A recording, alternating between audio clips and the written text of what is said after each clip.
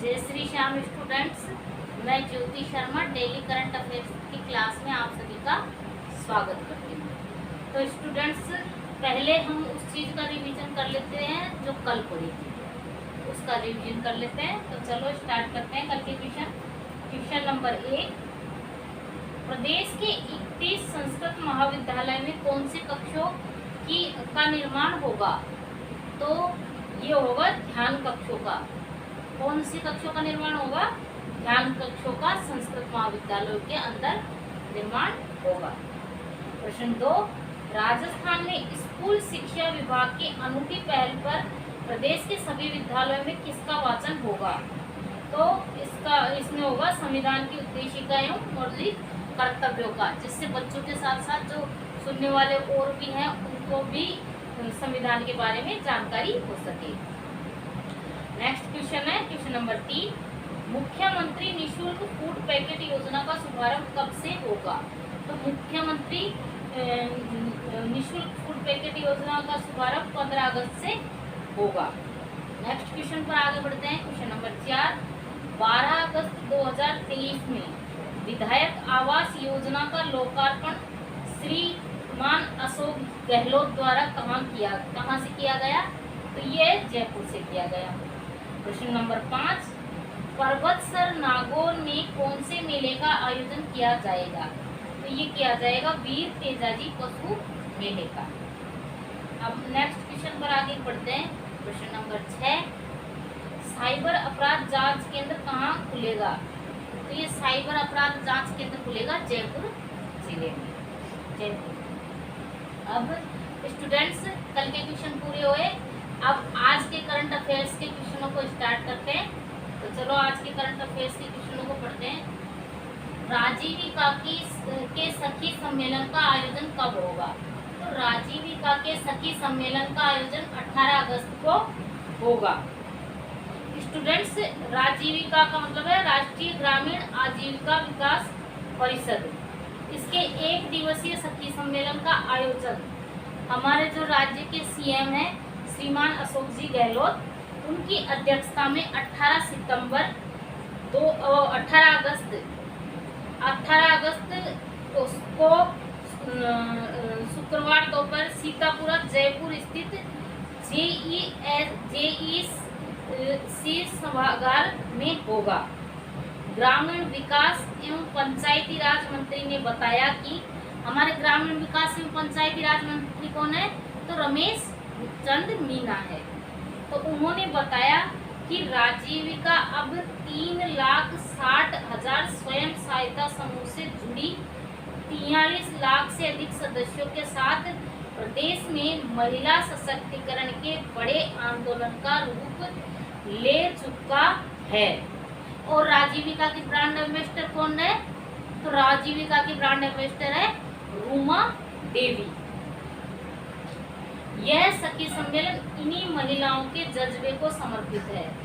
सखी सम्मेलन के इस अवसर पर सीएम द्वारा राजीविका की महिलाओं के लिए कई घोषणाएं की जाएगी एवं ऋण एवं सहायता चेकों का वितरण भी किया जाएगा।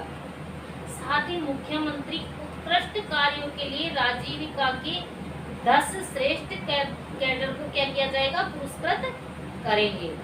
मुख्यमंत्री राजीविका के स्वयं सहायता समूह की सदस्य महिलाओं से संवाद भी करेंगे। इसमें इस अवसर पर शाबाश सखी प्रदर्शनी का आयोजन होगा। किसका आयोजन होगा? शाबाश सखी प्रदर्शनी। क्योंकि जो राजीविका में से जुड़ी हुई जो महिलाएं हैं, जो कार्य करती है, उनके कार्य के लिए उनको मतलब प्रोत्साहित किया जाएगा। एवं राजीविका की उपलब्धियों पर एक लघु फिल्म भी दिखाई जाएगी। राजीविका ने जो अब तक उपलब्ध किया है उसकी उपलब्धियों की एक लघु फिल्म इसके अंदर क्या है? दिखाई जाएगी। अब नेक्स्ट क्वेश्चन पर आगे बढ़ते हैं। क्वेश्चन नंबर 2, राजस्थान सवाई माधोपुर में भगत की कोठी रेलवे स्टेशन का चयन किस पायलट प्रोजेक्ट के लिए किया गया है? राजस्थान में सवाई माधोपुर में भगत की कोठी रेलवे स्टेशन का चयन पीएम जन औषधि केंद्र खोलने हेतु किया गया है। तो ये सवाई माधोपुर रेलवे स्टेशन और भगत की कोठी। तो भगत की कोठी रेलवे स्टेशन कहाँ पर स्थित है? ये जोधपुर जिले में स्थित है। तो स्टूडेंट्स इसके अंदर क्या है, देखो इसके अंदर थोड़ा की जानकारी प्राप्त करते हैं। इसके अंदर यात्रियों की सुविधाओं के लिए प्रधानमंत्री जन औषधि केंद्र खोले जा रहे हैं। रेल यात्रियों को सहज एवं रियायती दर पर दवाएं उपलब्ध कराने के लिए केंद्र सरकार ने रेलवे स्टेशनों पर जन औषधि केंद्र खोलने का फैसला किया है।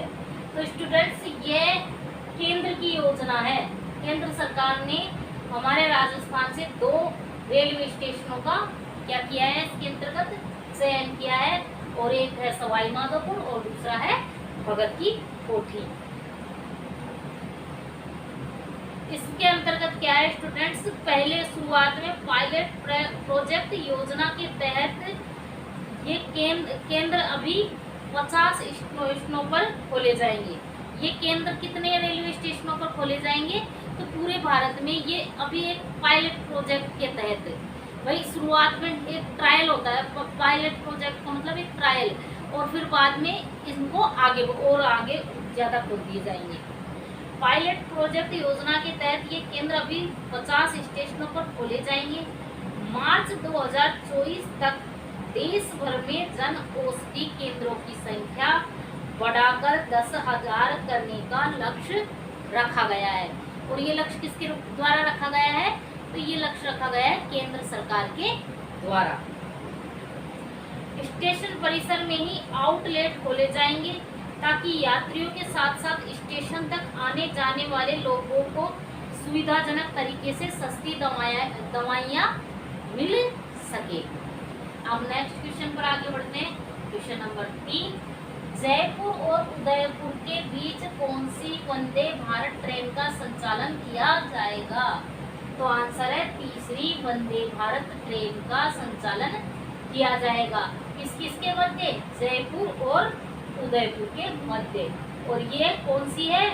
तीसरी।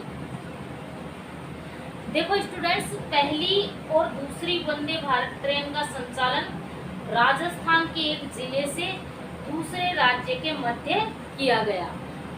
तो स्टूडेंट्स, राजस्थान की जो पहली वंदे भारत ट्रेन का संचालन किया गया था, उसमें राजस्थान के अजमेर जिले से दिल्ली तक इसका क्या किया, दिल्ली के मध्य क्या किया गया था, इसका संचालन किया गया था। तथा राजस्थान की दूसरी वंदे भारत ट्रेन का संचालन जोधपुर तथा अहमदाबाद के मध्य किया गया था। और अब ये तीसरी वंदे भारत ट्रेन का क्या किया जाएगा? संचालन किया जाएगा। और इसके अंतर्गत क्या है कि इसमें राजस्थान के ही 2 जिलों के मध्य इस तीसरी वंदे भारत ट्रेन का संचालन किया जाएगा और राजस्थान के जयपुर और उदयपुर जिलों के बीच ये संचालन किया जाएगा। इसमें यह है कि राज्य से बाहर का कोई भी स्टेशन इसके अंतर्गत सम्मिलित नहीं है। जबकि पहली 2 योजनाएं आई थी, पहली और दूसरी, तो उसमें राजस्थान से बाहर के राज्य भी सम्मिलित थी। लेकिन ये तीसरी योजना आई है, तीसरी वंदे भारत ट्रेन जो संचालित की जाएगी वो राजस्थान के ही 2 जिलों के मध्य की जाएगी। और अब इसमें क्या है कि इन दोनों स्टेशनों के मध्य मतलब उनकी दूरी को 6 घंटे में तय कर लिया जाएगा। अब नेक्स्ट क्वेश्चन पर आगे बढ़ते हैं। क्वेश्चन नंबर 4, मुख्यमंत्री द्वारा सेवा नियमों में संशोधन कर कौन से बालक बालिकाओं को वयस्क होने पर नौकरी देने की घोषणा की गई है?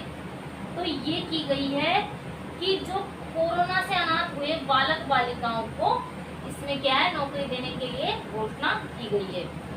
तो स्टूडेंट्स, आपको पता होगा राज्य सरकार द्वारा कोरोना महामारी के कारण अनाथ हुए बालक बालिकाओं को वयस्क होने पर अनुकंपा नियुक्ति देगी। राज्य सरकार ने क्या की है, ऐसी घोषणा की है।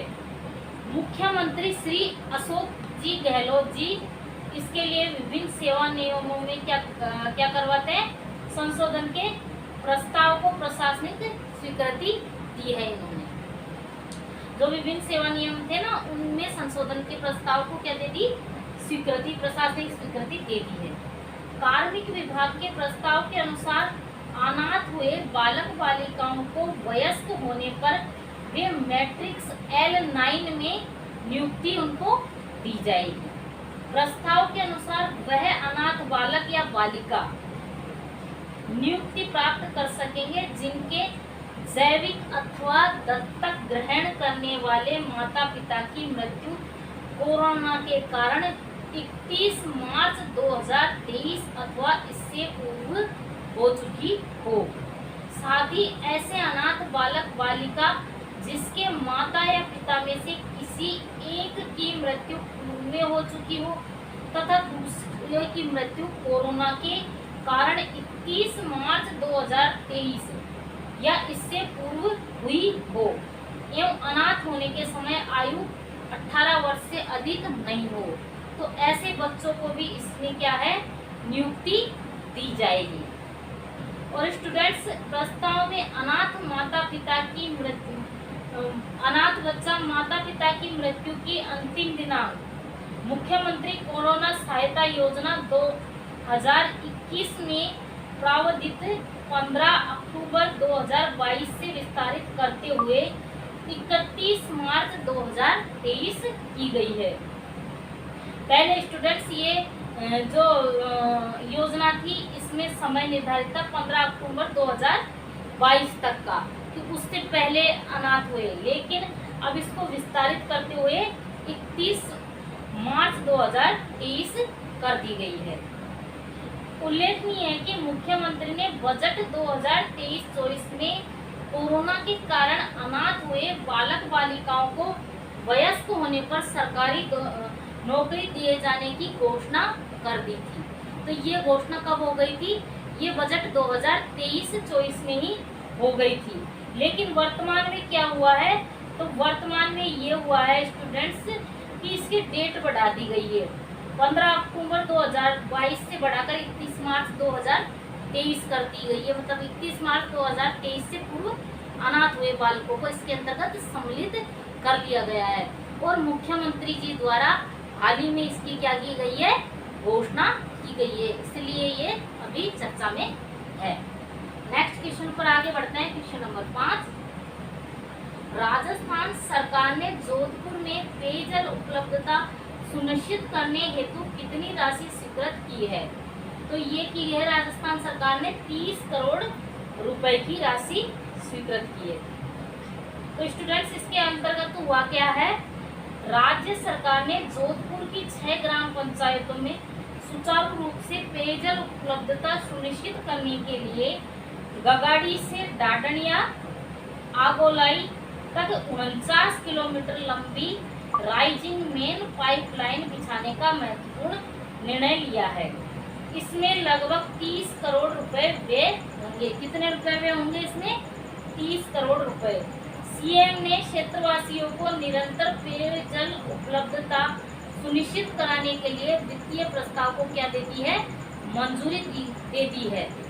इस कार्य से उदयसर, आगोलाई, डाडनिया, सासन, डाडनिया, भाईला, टूगर, भाटेलाई, पुरोहितान ग्राम पंचायत के 28 गांवों की 37,000 से अधिक जनसंख्या को पेयजल सुनिश्चित हो सकेगा।